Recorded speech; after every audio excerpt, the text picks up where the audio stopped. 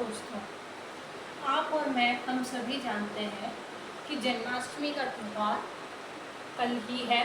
बहुत लोग जन्माष्टमी कल मनाएंगे और बहुत सारे परसों मनाएंगे।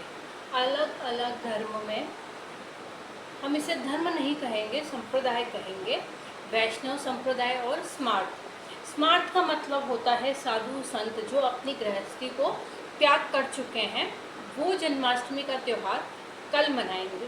गृहस्थ लोग वैष्णव संप्रदाय के वो जन्माष्टमी का त्यौहार मनाएंगे परसों, यानी 16 अगस्त को। साधु संत जो गृहस्थी छोड़ चुके हैं वो स्मार्त हैं। वो उस दिन को मान्य मानते हैं जिस रात्रि भगवान का अवतार हो चुका है।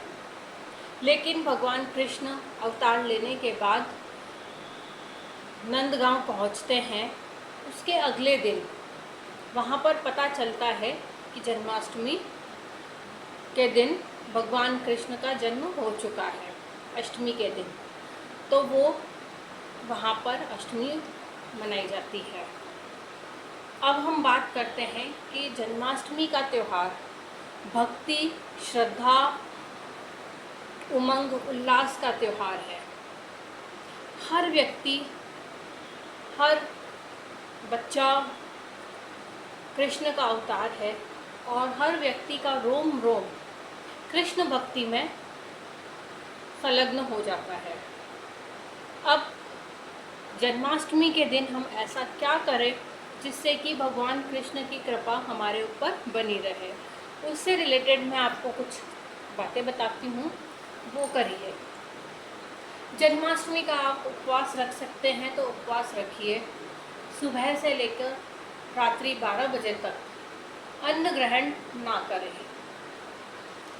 उस दिन घर में बांसुरी, मोरपंख, गाय और बछड़ा, दक्षिणावर्ती शंख होना ज़रूरी है।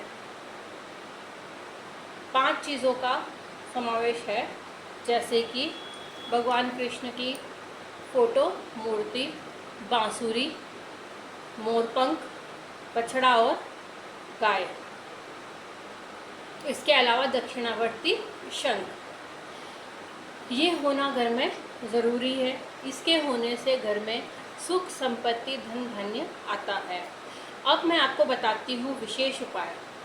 जिस दंपत्ति के संतान नहीं हो रही है वो जन्माष्टमी के दिन सुबह, यानी परसों सुबह के दिन एक खीरा ले, खीरे को चम्मच से या सिक्के की सहायता से बीच में चौकोर कट करे, उसका अंदर का सारा गुदा निकाल दे।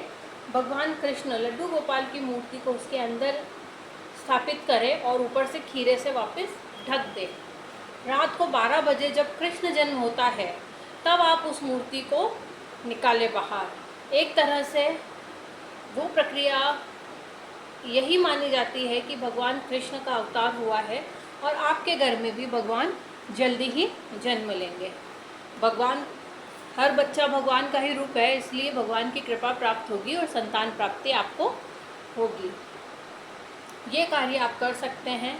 साथ ही साथ कृष्ण जन्म के बाद भगवान को पंचामृत से स्नान कराए, पंजरी का भोग लगाए, भगवान को धनिये की पंजरी, माखन मिश्री, दही, माखन मिश्री, मखाने की खीर बहुत प्रिय है। इसके अतिरिक्त आप खीरा, सफ़ेद मिठाई कुछ भी ले सकते हैं। इसका भोग हमें भगवान को लगाना चाहिए और भगवान का अभिषेक दक्षिणावर्ती शंख में कच्चा दूध, जल, पंचामृत, गंगा जल भर के आप भगवान को पंचामृत से स्नान कराइए, फिर उनका श्रृंगार कीजिए। इसके अतिरिक्त हम शाम को मिलेंगे पार्ट 2 में। जन्माष्टमी पर लक्ष्मी प्राप्ति के उपाय मैं बताऊंगी। तब तक के लिए नमस्कार।